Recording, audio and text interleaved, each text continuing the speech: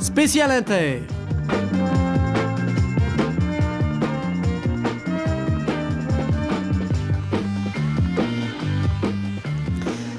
Qui est vraiment le président Mao Tse-tung? Quelle est sa vie? Quel homme se cache derrière celui qui a conduit la révolution chinoise à la victoire en 1949? Autant de questions à poser avant la rencontre historique du président Richard Nixon et du numéro 1 chinois. C'est le témoignage de l'écrivain Han Suin, l'auteur de Arbre blessé et de multiples splendeurs, que nous vous proposons ce soir. Han Suin, vous le savez, retourne fréquemment en Chine. Elle a eu l'occasion de rencontrer à plusieurs reprises le président Mao, dont elle parle toujours avec beaucoup d'admiration. Elle le fera sans doute aussi dans l'ouvrage qu'elle lui consacre et qui sera édité au mois d'octobre. Mais vous le constaterez d'ores et déjà dans les réponses qu'elle a données aujourd'hui à Michel Toriac. Han Suin, comment juge-t-on Mao Tse-tung en Chine? Un génie, un surhomme, une sorte d'empereur, nouvelle manière, un simple président? Comment juge-t-on exactement Mao Tse-tung? Quand vous dites comment juge-t-on Mao Tse-tung, je présume que vous voulez dire comment le peuple chinois le voit. Eh bien, le peuple chinois le voit comme, d'abord, un de leurs. Un homme qui incarne leurs idées. Et ce n'est pas un génie, pas un surhomme. Au contraire, les paysans l'appellent toujours le vieux bonhomme. Ils ont pour lui une affection qui est une affection familière et qu'on ne trouve pas en ville. C'est en ville les intellectuels, les citadins sur lesquels qui ne le comprennent pas. Et ça fait seulement 5% de la population. Et maintenant, ils le comprennent beaucoup mieux. Mais personne ne pense à lui comme un empereur. Au contraire, les villageois qui le connaissent et qui vont le voir régulièrement, même maintenant à Pékin, ils entrent chez lui, ils viennent, ils vont dîner avec lui, ils lui parlent des moissons, des choses comme ça. Ils savent que c'est un penseur. Mais alors, c'est une tradition chinoise d'être un penseur. Il y a quand même beaucoup de monde autour de lui, des gardes du corps, des gens pour le servir. Oh. Et c'est un homme très entouré, finalement. Aucun garde-corps, aucun soldat, personne. Il va dans la foule sans être escorté, tout seul. Oh non, parce qu'il serait immédiatement entouré par des milliers de gens, ça arrêterait le trafic. Mais durant la révolution culturelle, il s'est assis parmi les foules. Et il ne prend aucune précaution extraordinaire quand il voit les gens. Il y a bien sûr, il y a un service de sécurité, mais il n'y a pas ces hommes bardés de fer. Non.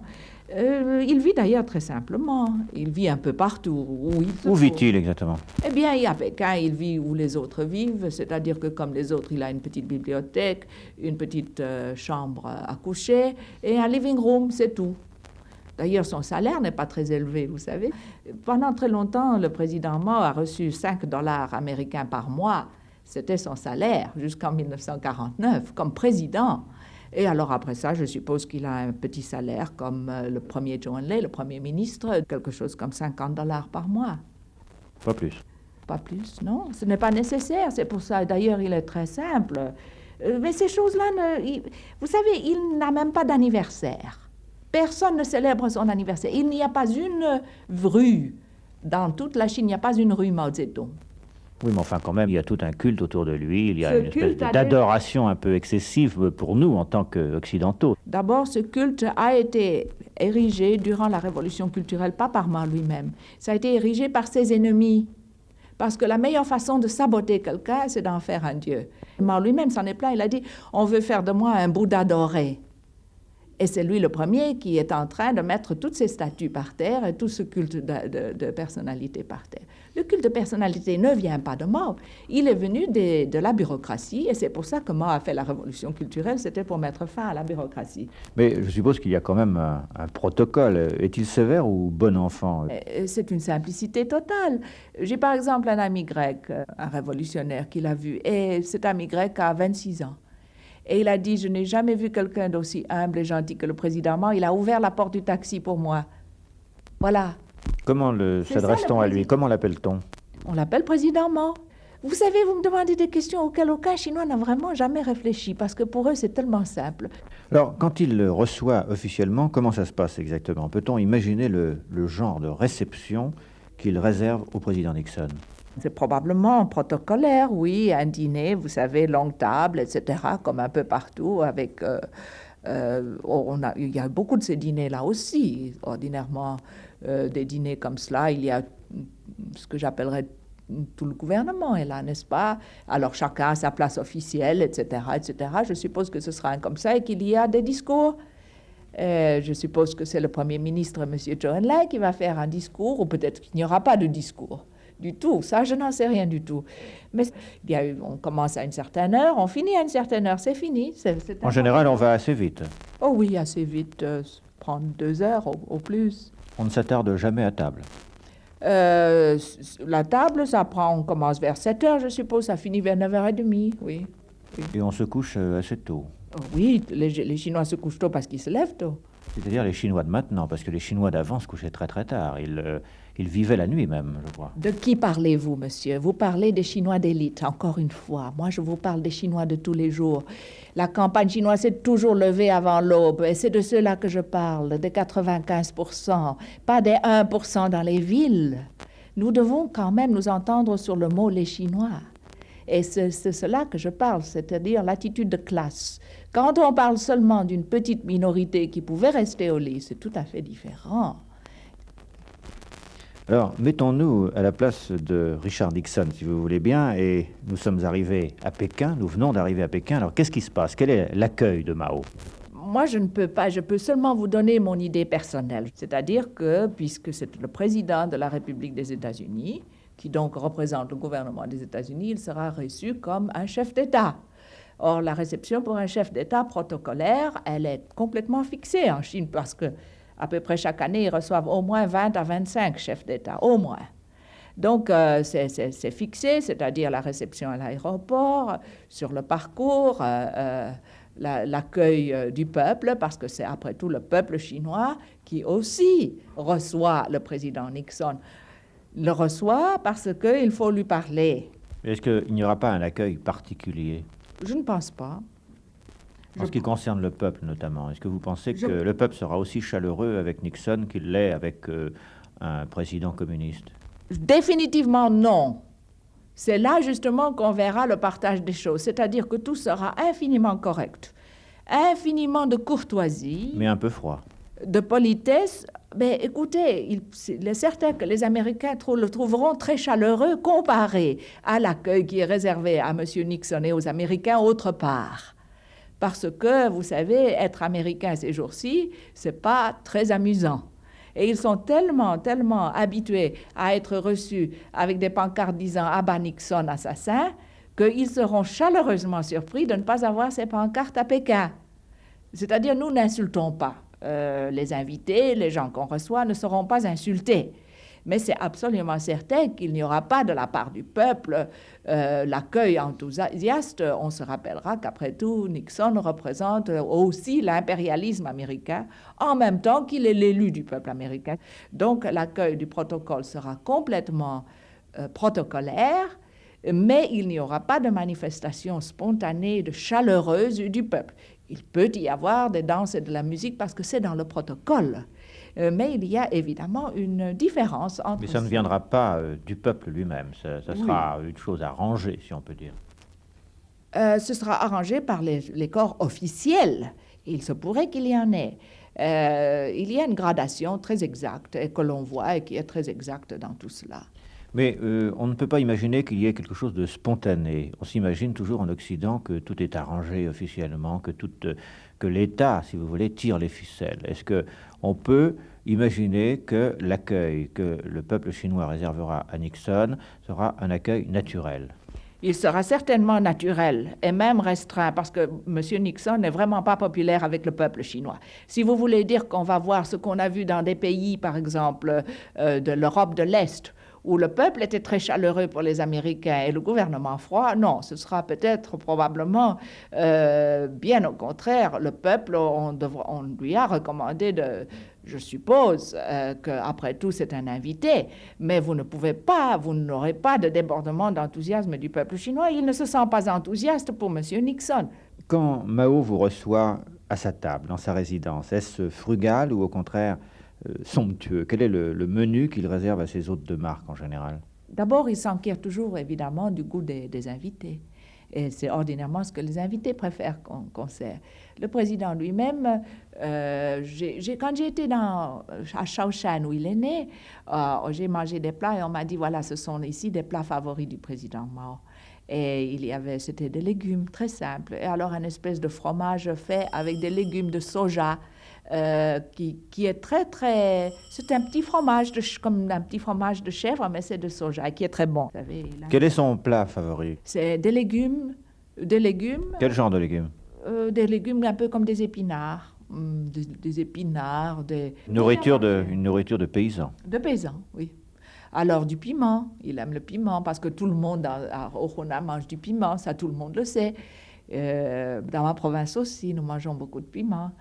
Voilà, alors il aime un peu de piment, un peu de légumes, un peu de fromage de soja. Quand il était jeune, il mangeait un œuf tous les 3 mois.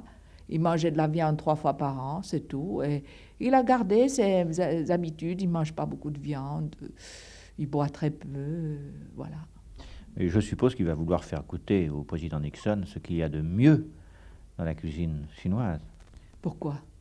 Ça dépend de ce que M. Nixon aimera bien. Moi, je ne pense pas. Je pense que le président Nixon aura un grand dîner officiel dans lequel il aura les plats, les plats qu'on donne aux invités de marque, c'est-à-dire aileron de requin, vous savez, des choses que les Chinois eux-mêmes ne mangent pas beaucoup, et qui sont très chères, mais c'est-à-dire très chères ici, elles ne sont pas tellement chères en Chine.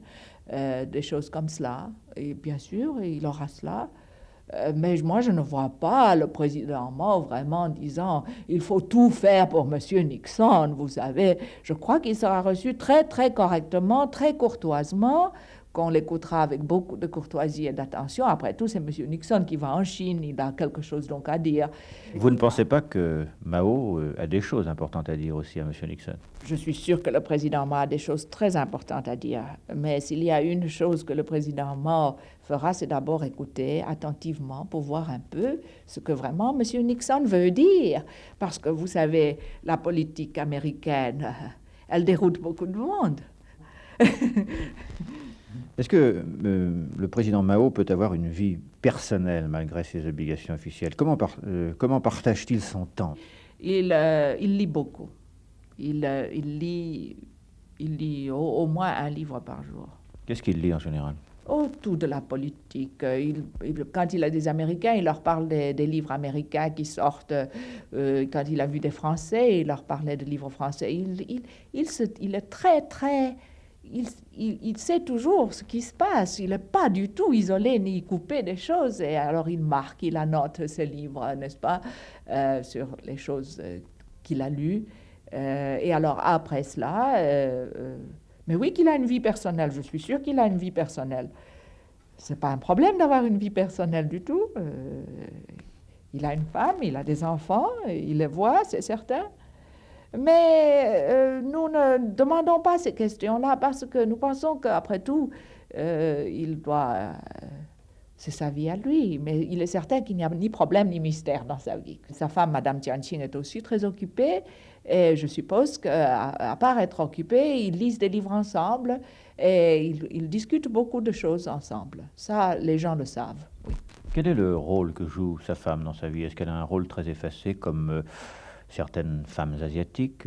Est-ce qu'elle vit, si vous voulez, un peu dans son ombre derrière lui? Ou au contraire, joue-t-elle un rôle très actif? Le président Mao a toujours été pour la libération des femmes. Depuis qu'il était jeune, depuis qu'il avait 19 ans, il s'est battu pour la libération des femmes, toute sa vie. Et ce n'est pas lui qui mettrait sa femme à l'ombre, ou n'importe quelle autre femme. Au contraire, il est tellement heureux quand des femmes font quelque chose, parce qu'il a dit lui-même que la femme porte la moitié du ciel sur ses épaules. Et Madame Tianqing, sa femme, a sa vie à elle, n'est-ce pas? Elle s'occupe du théâtre, et ce n'est pas vrai qu'elle a été à l'ombre pendant 20 ans, qu'elle s'est effacée, etc. Seulement, elle travaillait non pas comme la femme du président mort, mais comme elle-même. Elle a toujours travaillé dans le théâtre, même quand elle était soi-disant effacée. Elle faisait beaucoup d'investigations, elle s'occupait de beaucoup de choses.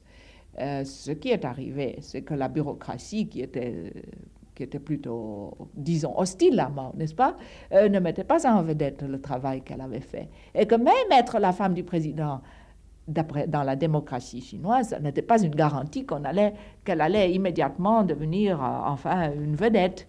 Et d'ailleurs, ce n'est pas le rôle de vedette qu'elle voulait, c'était plutôt le rôle de commencer un nouveau théâtre, un nouvel opéra, de mettre le théâtre, l'opéra, de l'ouvrir grand, de façon à ce qu'il soit possible pour les gens de se voir eux-mêmes sur la scène, plutôt que les rois, les princes et tout ça, tout ce qui avait passé avant. Ça a été un travail très compliqué qu'elle a fait, dans lequel, évidemment, je suis sûre que le président Mao non seulement l'a soutenu, mais l'a encouragé, mais il a toujours encouragé. Est-ce qu'on voit beaucoup sa femme à côté de lui? Oui, de temps en temps, mais vous savez, en Chine, les gens comme une femme est une personne en son droit, il peut y avoir des parties, n'est-ce pas, des réceptions où est sa femme et lui n'est pas, et des réceptions où il est et non pas sa femme, non pas Madame Jianqing. C'est très possible, cela arrive tout le temps. Il y a des réceptions où le Premier ministre Zhou Enlai, lui, est présent, sa femme pas nécessairement. Ça dépend de ce qu'ils font, des invités qu'ils reçoivent. S'il y a des invités artistiques, sa femme pourrait être présente et pas lui. Après tout, il est très occupé. Est-ce que vous pensez qu'elle sera là le jour de la réception de Nixon, Madame Mao Tse-tung? Ce n'est pas sûr. Ce n'est Pourquoi? pas sûr. Mais parce que si le protocole définit que vraiment il n'y a pas de cas pour elle d'être là, elle ne sera pas là. Ce n'est pas une question d'être méchante. C'est simplement une question que si par exemple c'est une autre dame, n'est-ce pas, qui reçoit Madame Nixon, alors ce n'est pas Madame Jianqing qui la reçoit. Si on a défini que c'était par exemple la femme du Premier ministre, Madame Zhou Enlai, Madame Deng Yingzhao qui recevrait, alors ce serait elle qui serait là. Ça dépend du protocole. Vous m'avez dit tout à l'heure que Mao aime sortir de chez lui, descendre dans la rue, prendre contact avec le peuple. Est-ce que ça lui arrive souvent? Oui, il voyage très souvent. Il voyage par train, surtout par train, et il s'arrête dans les villages et partout, mais dans les usines et tout cela. Ce n'est pas se balader dans la rue, vous savez, comme ça, pour faire du chiquet. C'est vraiment aller voir les choses où elles se passent.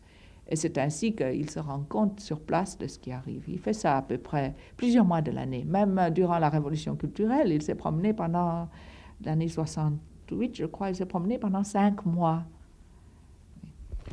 Et les photos officielles le représentent effectivement souvent au milieu de la foule. Est-ce qu'il recherche cette multitude, ces bains de foule? C'était nécessaire durant la révolution culturelle de se montrer aux jeunes, parce que les jeunes venaient en foule. Il y a eu 30 millions de jeunes qui se sont montrés, qui sont montés à Pékin de toutes les provinces pour voir le président Mao. Alors ils les voyaient. Mais ce n'est pas vraiment pour une popularité, ce n'est pas nécessaire. Mais est-ce qu'il ne souffre pas quand même un petit peu de sa célébrité, si vous voulez, de cette idolâtrie autour de lui? Mais je vous ai dit qu'il n'y a pas d'idolâtrie. Enfin, quand on voit des millions de Chinois brandir le petit livre rouge, quand on entend des millions de Chinois scander son nom, je ne peux pas appeler ça autrement. Mais vous vous trompez, ce n'est pas lui, c'est sa pensée. Ce n'est pas lui en tant qu'homme, c'est la pensée qu'il a donnée à la Chine. Oui, d'accord, mais enfin, mettez-vous à sa place. Moi, si j'entendais mon nom scandé par des millions d'individus, je me dirais, il y a quelque chose qui tourne pas rond, ou c'est moi qui suis fou, ou ce sont ces gens qui sont devant moi. Bien sûr, vous le diriez parce que vous n'auriez pas fait ce qu'il a fait pour 800 millions de Chinois. Mais si vous aviez fait ce qu'il a fait pour 800 millions de Chinois, si vous aviez été pour 50 ans, si la révolution vous aviez fait la révolution, ce qui est la meilleure définition de mort, non, vous diriez, ah, j'espère que ce n'est pas moi, mais ma pensée qu'ils vont continuer. Et je crois que Mao le voit comme ça. Il ne faut pas faire la fausse modestie non plus. Nous pensons en Chine que la fausse modestie, c'est aussi petit bourgeois. C'est l'autre côté de l'arrogance. Donc, Mao Zedong n'est pas une fausse modestie. Il sait très bien qu'il a fait un tas de choses. Mais d'un autre côté, il est toujours prêt à dire, ah ben, aussi j'ai fait des erreurs et j'ai peut-être pas toujours eu raison, mais j'ai fait de mon mieux. Et ce n'est pas pour le peuple, ce n'est pas une question de Mao Zedong comme homme, c'est une question de sa pensée. C'est-à-dire, quand on agite le petit livre rouge, c'est parce que le petit livre rouge, après tout, c'est le commencement de la Chine d'aujourd'hui. Voilà. Ne doit-on pas le protéger parfois contre cette popularité? Ah, je sais, vous pensez donc au général de Gaulle ou aux gens qui sont fétichistes, n'est-ce pas, qui, comme vous dites, arrachent des boutons ou veulent vous couper les cheveux pour emporter un souvenir. Ben, nous n'avons pas ces habitudes en Chine. Ça n'existe pas dans la tradition chinoise. Au contraire, nous exprimons le respect en nous tenant loin, en nous écartant nous-mêmes. C'est complètement différent. Vous, en Europe, vous êtes tellement empreint de vous-même. Vous trouvez toujours que vous êtes la chose la plus importante. Donc, vous allez vers le président, vous lui arrachez son veston ou un bouton, et donc il doit être protégé. Mais en Chine, les gens qui aiment vraiment le président Mao penseraient que c'est une chose horrible même de le toucher. Ils auraient voulu... Voilà, j'ai été dans une commune où il y avait une jeune fille de 19 ans qui avait été présentée au président Mao. Et elle voulait tellement lui serrer la main. Mais elle n'osait pas. Et elle a dit, c'est seulement quand le président Mao lui-même a avancé sa main que j'ai osé la serrer. Alors, disait, je ne pouvais plus la quitter. Non, nous exprimons le respect différemment. Et quel est le dialogue entre Mao et cette foule? Mais par exemple, quand il parle avec les paysans viennent lui raconter les récoltes, et les choses qu'on a fait dans les communes, etc., etc. Tout à fait comme s'il était, voilà, un d'eux. Et si c'est un ouvrier, c'est la même chose. Et quand ce sont des étudiants, c'est la même chose. Ils se sentent... C'est une personne de la famille. Voilà. Mao Tse-tung a-t-il une façon spéciale de s'adresser aux autres, des expressions favorites, par exemple, et cet accent du Yunnan, est-il très particulier, cet accent? Jamais de la vie. On a aussi raconté beaucoup d'histoires idiotes sur cet soi-disant accent du Hunan dont il serait mortifié. Ça, c'est Stuart Schramm qui vraiment ne sait pas ce qu'il raconte. L'accent du Hunan, moi j'ai un accent du Sichuan, tout le monde me comprend, tout le monde comprend le président Mao. D'ailleurs, les gens qui l'ont entendu parler disent qu'il est très clair, très lumineux, très limpide. C'est un speaker éloquent. Éloquent parce qu'il raconte des anecdotes, il fait des blagues, il est plein d'humour. Alors, comment parle-t-il exactement aux autres? Est-ce qu'il a des expressions favorites? Est-ce qu'il a des bons mots de temps en temps? Oh oui, il est plein de bons mots et d'humour. Tenez, il recevait par exemple chaque année une fois les experts européens qui travaillaient là avant, n'est-ce pas? Et ils en revenaient toujours ravis en disant il est plein d'humour, il se rappelle toujours tout. S'il y avait quelqu'un qui avait un enfant qui avait été malade la dernière fois, il dit toujours « Ah, j'espère qu'il est mieux », etc. Des choses que même les gens ne se rappelaient pas, ils se rappellent. Il y a toujours cette humanité, cette chaleur humaine qui se dégage de lui et que tout le monde trouve. On peut pas le décrire. Est-ce que vous pouvez prendre l'océan et dire qu'est-ce que c'est? Voilà, c'est un homme océan. Il n'y a pas moyen de le mettre en boîte. Il n'y a pas moyen de le mettre dans un cadre. Il sort de tous les cadres. Alors cet océan, il a quelquefois des tempêtes, non? Oui, bien sûr. Il déteste l'arrogance, la supériorité. Il déteste ce qu'il appelle les gramophones, c'est-à-dire les intellectuels qui parlent sans savoir de quoi ils parlent. Ça, il ne peut pas les sentir et je suis tout à fait d'accord avec lui. Alors est-ce qu'on raconte un petit peu ces colères de Mao? Ses colères sont froides. Il ne s'est jamais laissé aller à frapper n'importe qui. Il n'a jamais eu des mouvements grossiers ou brutaux. Ce sont plutôt des colères où il a un esprit très satirique et où il peut vraiment s'asseoir et démolir quelqu'un par l'humour et la satire. Il voit tout de suite dans un argument quelqu'un qui est pompeux, vous savez, qui fait un argument pompeux, et il voit tout de suite où est la faiblesse, et il attaque là.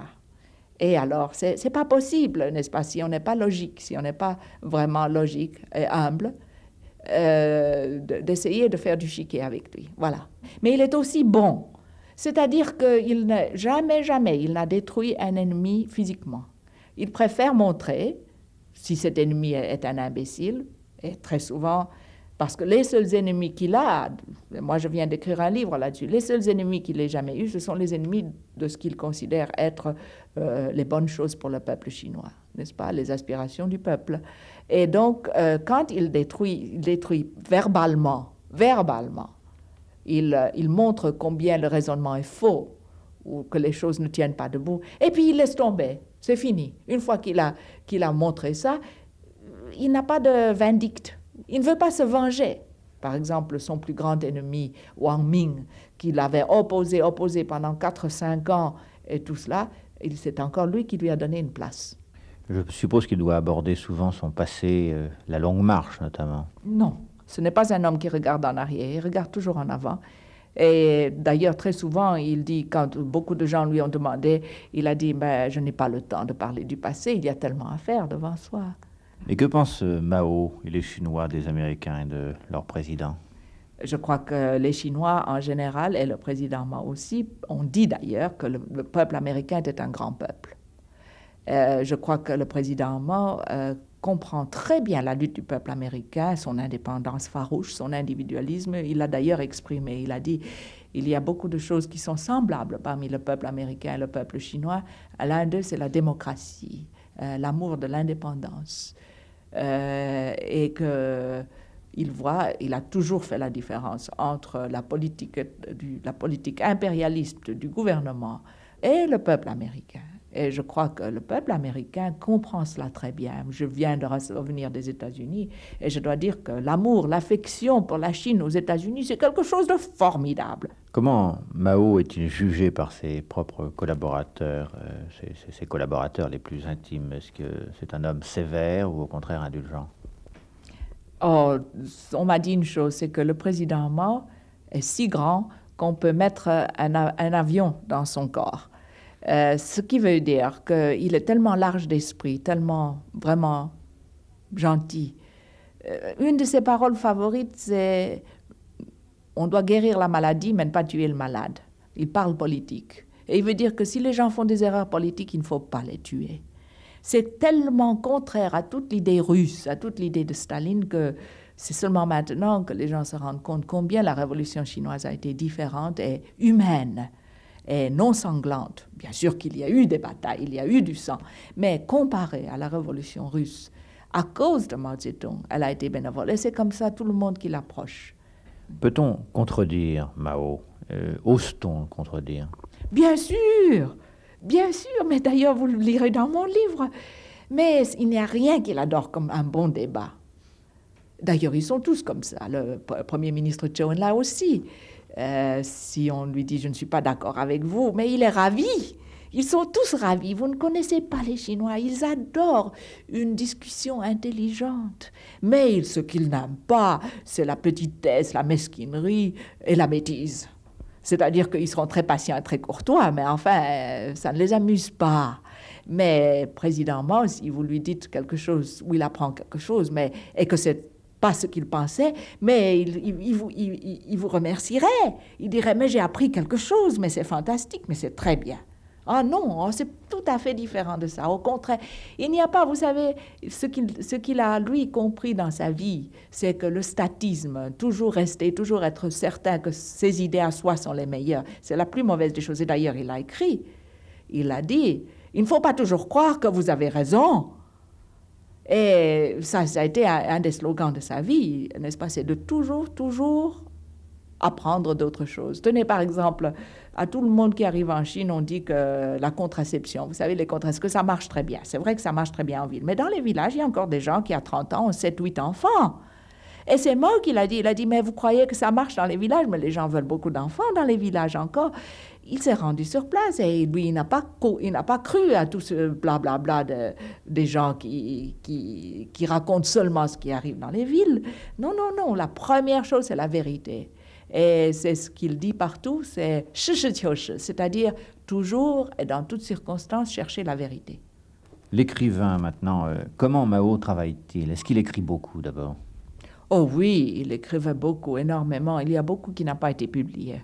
Il y a, paraît-il, encore 3 ou 4 volumes remplis de choses qui n'ont pas encore été publiées. Je pense que si on mettait tout ensemble, il y aurait au moins 50 volumes. Et il continue à écrire? Il continue à écrire. Il écrit sous beaucoup de noms, parce qu'il ne veut pas, très souvent, il ne veut pas influencer l'opinion publique. Vous comprenez, si c'était écrit, signé de son nom, Mao Zedong, à moins que ce soit vraiment quelque chose de très important, comme dans la Révolution culturelle, où 1 ou 2 fois il s'est permis d'écrire en son propre nom. Mais ordinairement, il a écrit ça sous des noms comme observateur ou des noms, on ne sait pas. Ce qui fait, et alors c'est pour stimuler la discussion, c'est pour voir ce que le peuple dira, ce que les gens feront. Et les gens ne savent même pas. Il y a beaucoup, beaucoup de choses qui ont été ou bien inspirées par Mao, ou bien même écrites par lui dans les journaux chinois. Et que les gens soupçonnent que ça pourrait venir de Mao à cause d'un certain style, vous savez, à cause de la clarté, de l'objectivité, du fait que c'est pas long, hein, que c'est bien mesuré. Ils disent, bon, ça ressemble au style de Mao, mais on ne sait pas. Quelle impression dominante a-t-on quand on voit Mao pour la première fois? De la bonté. L'impression dominante, c'est la bonté et la douceur, je crois, une espèce de douceur. Beaucoup de gens auparavant qui ont rencontré Mao ont dit la même chose, une douceur presque féminine. Il est grand, enfin, oui, on a l'impression qu'il est grand sur les photos en général. Oui, il est grand, il a, enfin, je ne sais pas, 1,85 m, quelque chose comme ça. Oui, il est grand. Et puis, il n'a jamais peur du froid, vous voyez. Quand je me rappelle à l'aéroport un jour, et tout le monde, le président Mao était là et beaucoup d'autres personnes, ils étaient tous emmitouflés et Mao se promenait en uniforme de coton. Et on l'imagine un petit peu froid quand même, un peu mystérieux, un peu loquace, intimidant. Est-ce qu'il est intimidant? Non, pas du tout, je vous l'ai dit. Aucun paysan ne le trouve intimidant. J'ai rencontré M. Chen Yonghui, qui est un paysan qui est allé plusieurs fois voir Mao. Eh ben, il va voir Mao et lui parle comme il parle à son frère. J'ai rencontré un autre paysan, un petit vieux de 70 ans, un tout petit paysan pauvre, qui va à Pékin pour voir Mao et qui apporte avec lui un peu de pommes de terre, un peu de maïs, des choses comme ça, et qui les donne à Mao. Et en disant, voilà, j'ai cultivé ça, et puis prenez, goûtez-en, c'est bon cette année le maïs. Des choses comme ça. Personne n'a peur de lui. On le voit mal montrant ses états d'âme, son abattement, ses grandes joies, non? Et on peut voir une certaine tristesse sur son visage, par exemple, par moment? Oui, quand des gens meurent. Il est très attaché à ses amis. On m'a raconté une fois quand il a dû condamner quelqu'un à mort. C'était un révolutionnaire, mais qui était devenu tout à fait dégradé, dévoyé, et qui non seulement était corrompu, mais avait vraiment fait des choses. Et le président Mao, paraît-il, avait des larmes aux yeux. Il n'aime pas tuer, même quand c'est nécessaire. Et ça, il ne pouvait pas le supporter. Il déteste cela. Est-ce qu'il rit? Est-ce qu'il lui arrive de rire? Oh oui, quand il rit de tout son cœur. Et que si on a, quand il allait au théâtre et qu'il voyait quelque chose, il était toujours le premier à s'esclaffer. Il s'esclaffe tout à fait comme un paysan. Mais vous prenez toujours le passé pour parler de lui. Pourquoi? Parce que maintenant qu'il est plus vieux, on le voit beaucoup moins. Quand je dis le passé, ça veut dire quelques années. Il y a quelques années, n'est-ce pas? Il y a quelques années, il pouvait faire 15 km à la nage. Aujourd'hui, on dit qu'il est gravement malade, qu'il a peine à marcher, qu'il faut le soutenir pour marcher. Qu'en est-il exactement? On dit ça encore? Mais ce n'est pas vrai du tout. Personne ne le soutient pour marcher. Il marche bien tout seul. Il est très bien pour son âge. Bien sûr, il devient un peu fatigué. Il a la fatigue de l'âge. Mais il mange bien, il se porte bien. Et du point de vue de son cerveau, il n'a aucune absence intellectuelle du tout. Il est un peu fatigué, mais c'est la fatigue de son âge. Et les Chinois font très attention, évidemment, que, par exemple, en hiver, qu'il n'attrape pas froid. Il doit souffrir quand même de la vieillesse à 79 ans. Comment combat-il cette vieillesse? Mais je crois en nageant et encore ce qu'il nage encore, etc. À 79 ans, oui. Il continue de nager? Oui. Et qu'est-ce qu'il fait d'autre? Ben, il marche. Il joue au ping-pong encore, paraît-il, de temps en temps. Pas longtemps, mais enfin, il se tient bien, voilà. Mao disparu, qui lui succédera? Que deviendra exactement la Chine? Je n'ai aucune idée sur qui succédera Mao, mais j'ai bien une bonne idée sur la Chine. C'est que la pensée de Mao, les idées que Mao a essayé de donner, les idées claires et logiques, c'est cela qui le survivra. Parce que s'il y a un titre qu'on doit lui donner, c'est le grand éducateur. Et qu'un quart de l'humanité a fait un énorme bond en avant intellectuel à travers Mao. Et c'est pour cela, n'est-ce pas, qu'on l'aime. Parce qu'il a fait la plus grande liberté qui soit au monde, c'est la liberté de l'esprit.